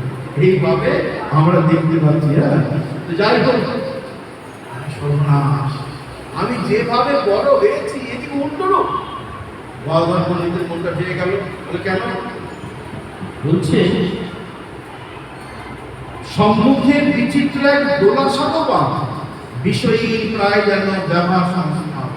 তখন ভারত বৈষ্ণব সহ বিষয়ীর বেশ, দিব্য ভোগ, দিব্য বাস, দিব্য কন্দকেশ শুনিয়া তো ভালো ভক্তি আছিল ইহানে, আছিল যে ভক্তি সেও যেন তবুও প্রথমে ভক্তি ছিল। যখন শুনেছিলাম আহা পরম সাধু আসছেন, পরম বৈষ্ণব, যখন সাধু কোনো কথা বলে না, ভুল করে। মুকুন্দ ঠিকই বলেছে, মুকুন্দ তো বেশের দিকে তাকাননি, মুকুন্দ তো পোশাকের দিকে তাকাননি, মুকুন্দ তার ভাবমূর্তির দিকে তাকাননি, মুকুন্দ দেখেছেন ভক্তিটা।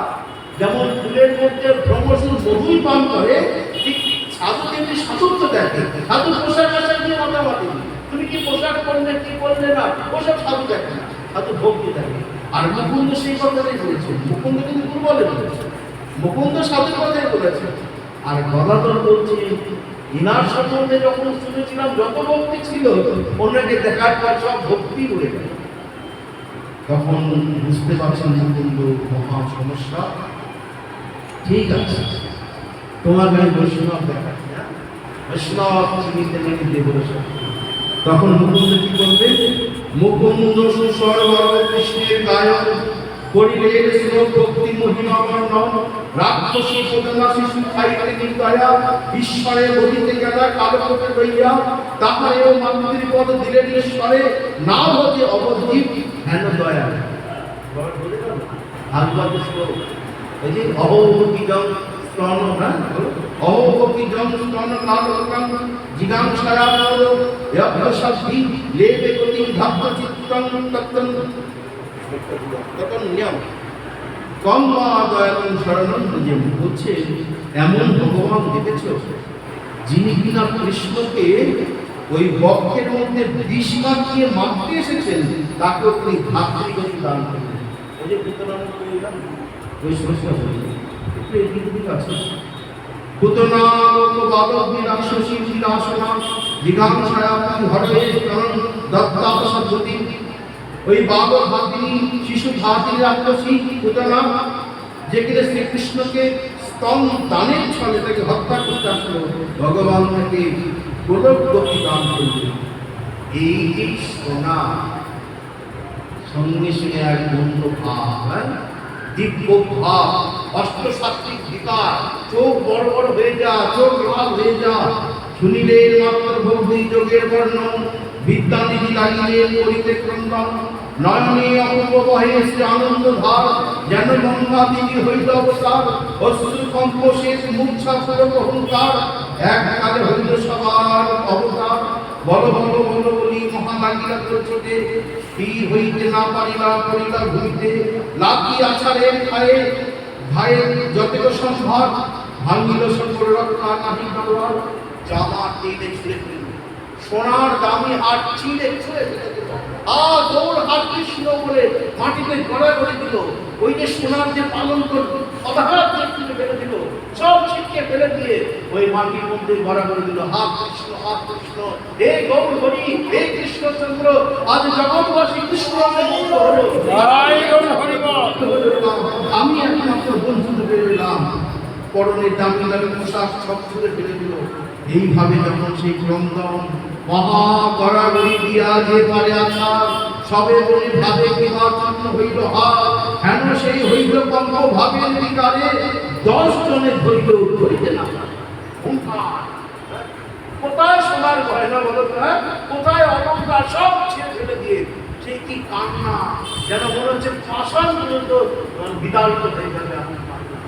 আশার খেয়ে করছে যেন হার ভেঙে যাবে। 10-12 জন মিলে ধরে রাখতে পারছে।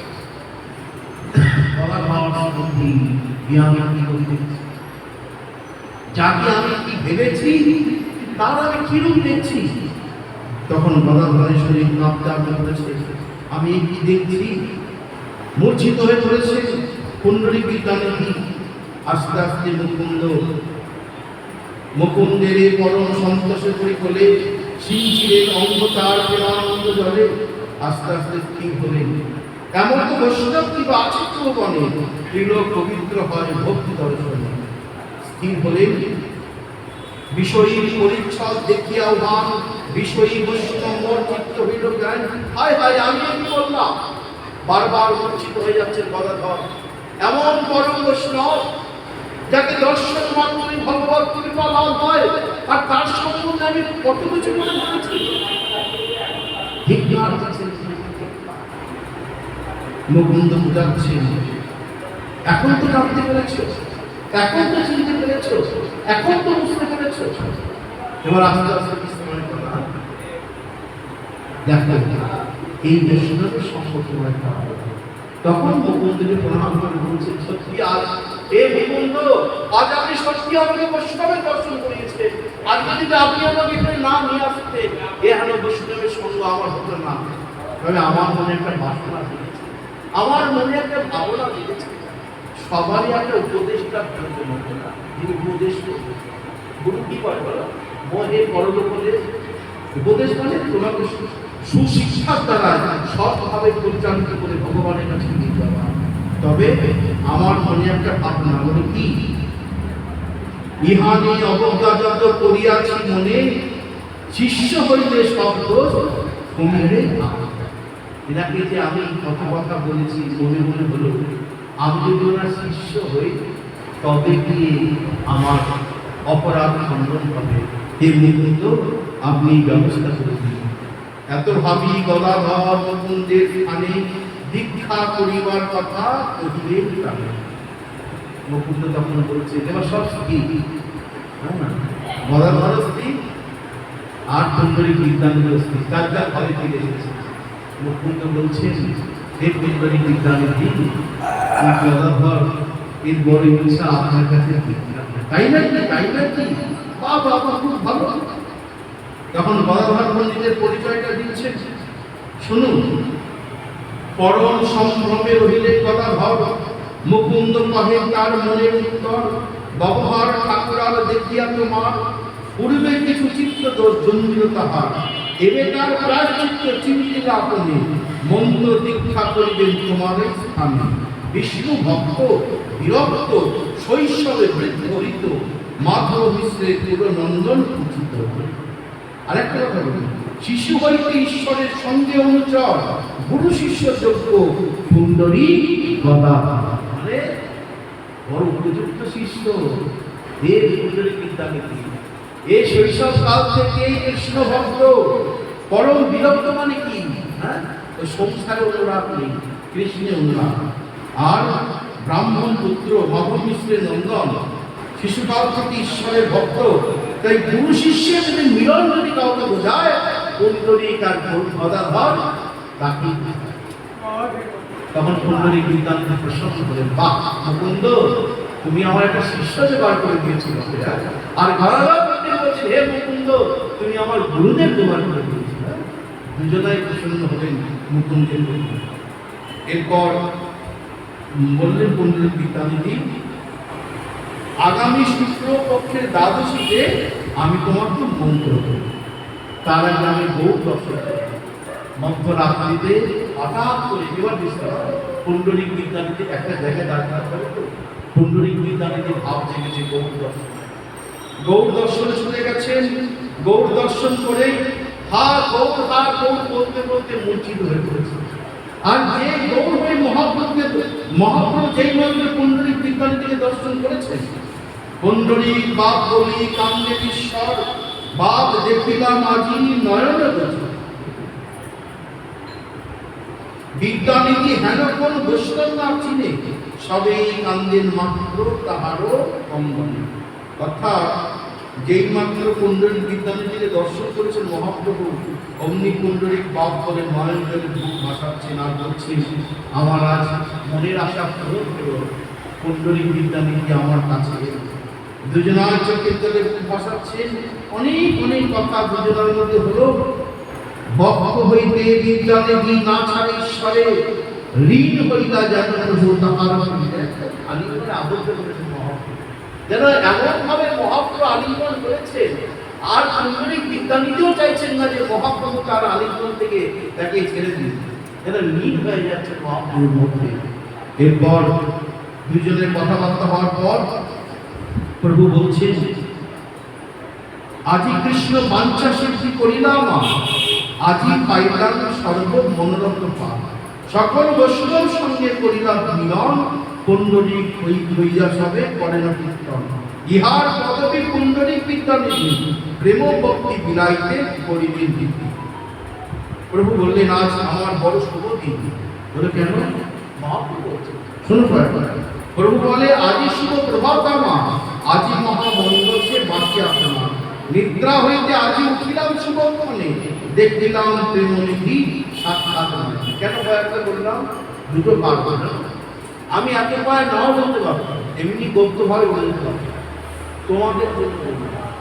হ্যাঁ, পরিষ্কার করতে বলা আছে, শ্লোক মানে বোঝো বা না বোঝো, শ্রবণ করলেই মঙ্গল, শ্রবণ মঙ্গল।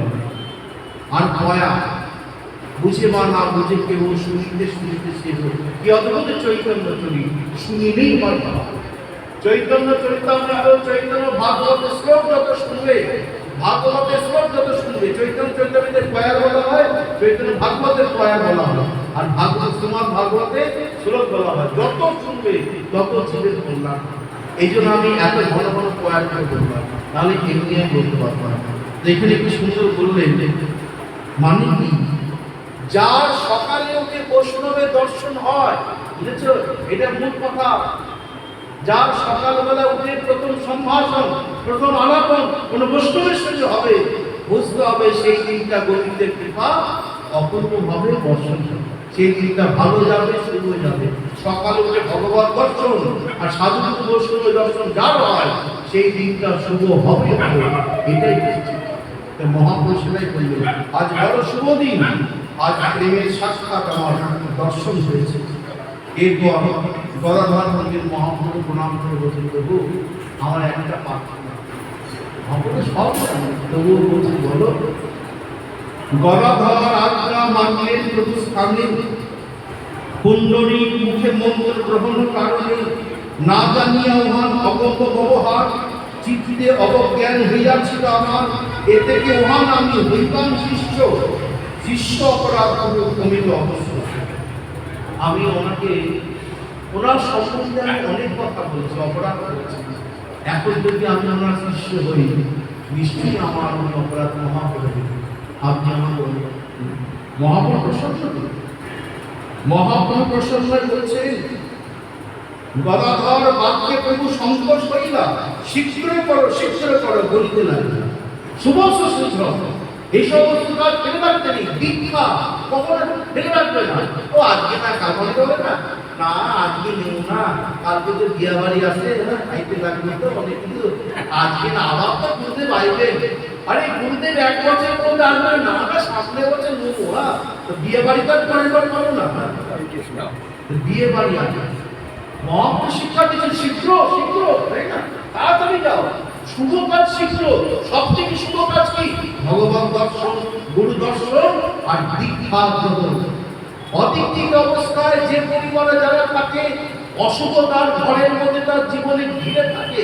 তুমি সন্ধ্যা প্রতি দেখাচ্ছ, ঘরে ফুল তুলসী দিচ্ছ, হ্যাঁ, বাড়িতে বিবাহিত বউরা আছে, সব অদীক্ষিত অবস্থায়। বাড়িতে যত অকল্যাণ, যত অশুভ ঘরের মধ্যে প্রবেশ করে, সেজন্য বাড়িতে বিয়ে হওয়ার সঙ্গে সঙ্গে স্বামী স্ত্রী তাদেরকে দীক্ষা দেওয়া হবে। বিয়ের আগে অন্তত সবার বাচ্চাদের কানে কানে হরিনাম শুনিয়ে দেবে। হরিনামটা দীক্ষা নয়, দীক্ষা পুরুষ চর্চাদি অপেক্ষা না হিলাকে জীব ভয় করছিলা চর্চার উদ্ধারে, এগুলো করে রাখবে, তবে এগুলো সব ঠিক হবে। হ্যাঁ, এইভাবে আমরা দেখলাম, শীঘ্র করো বলতে লাগলাম। এমনি নয়, আমাদের জন্য যে লীলা, গদাধর পণ্ডিত পঞ্চতত্ত্বের এক তত্ত্ব, তাকে দিয়ে আমাদের শিক্ষা দিচ্ছে। দীক্ষা নেওয়ার বেলা বিলেমি করবে না, দীক্ষা নেওয়ার বেলা দেরি করবে না, যত তাড়াতাড়ি করবে তত তাড়াতাড়ি দীক্ষা নেবে আর নেওয়াবে। এটা আমার সিদ্ধান্ত নয়, চৈতন্য ভাগবতে মহাপ্রভু ইঙ্গিত আমাদের দিচ্ছে। যে বুঝবে সে বুঝবে, যে বুঝবে না আমার কিছু করার নেই। এইভাবে তবে গদাধরতে প্রেমনিধি স্থানে মন্ত্র দীক্ষা করিলে সন্তোষে আপন। কি কইব আর পুণ্ডরীকের মহিমা, গদাধর শিষ্য যার ভক্তের সেই মহিমা। এইভাবে আমরা দেখলাম গুরু শিষ্যের এক অপূর্ব ভাব, এবং গদাধর পণ্ডিত আর পুণ্ডরীক বিজ্ঞানীদের মাধ্যমে আমরা অনেক কিছু শিখতে পারলাম। যদি মনে রাখতে পারি, যদি জীবনে পালন করতে পারি, তাহলে আমাদের জীবন, আমাদের সংসার সুখের হবে। আর না আসে আমাদের হৃদয় গৌর চরণ।